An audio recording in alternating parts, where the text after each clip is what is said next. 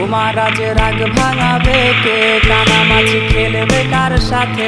হঠাৎই লুকিয়ে এসে চোখ দুটো ধরবে তোমার কে? যাকে আজ পড়ছে মনে সেও কি হাসাতে জানে? তোমার ওই চুল সরিয়ে সে বাসে ভালো আলতো পরশে। তুমি তো তোমার মতো হারিয়ে গেছো অজানায় বাবুটা।